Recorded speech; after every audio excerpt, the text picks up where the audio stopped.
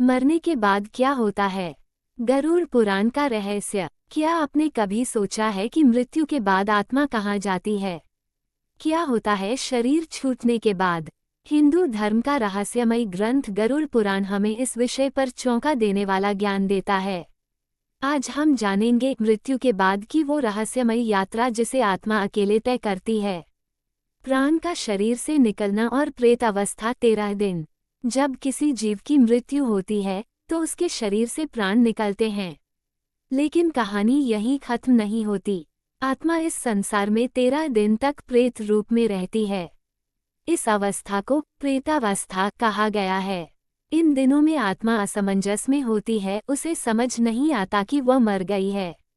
यही कारण है कि श्राद्ध और पिंडदान इतने जरूरी माने जाते हैं।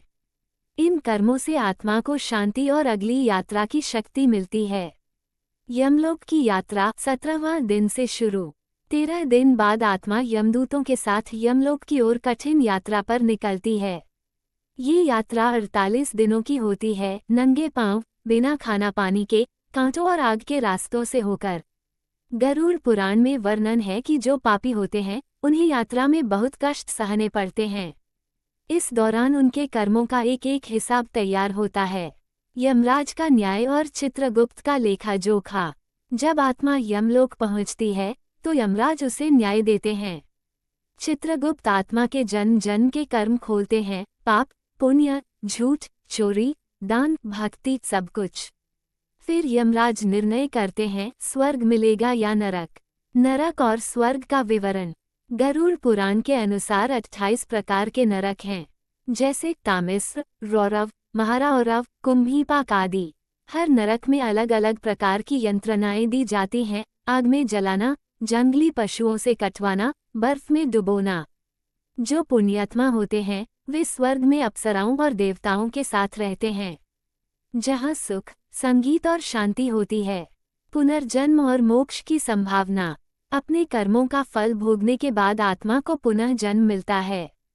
ये जन्म मनुष्य, पशु, पक्षी या कीट के रूप में हो सकता है। लेकिन अगर किसी ने भक्ति, ध्यान और सत्य का मार्ग अपनाया हो तो आत्मा को मोक्ष भी मिल सकता है, यानी जन्म मरण के बंधन से मुक्ति। मृत्यु अंत नहीं, एक नई यात्रा की शुरुआत है।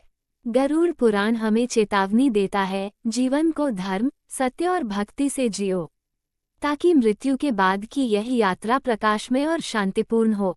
अगर आपको ये जानकारी उपयोगी लगी तो इस वीडियो को लाइक करें, शेयर करें और भक्ति वाइब्स को सब्सक्राइब करना न भूलें।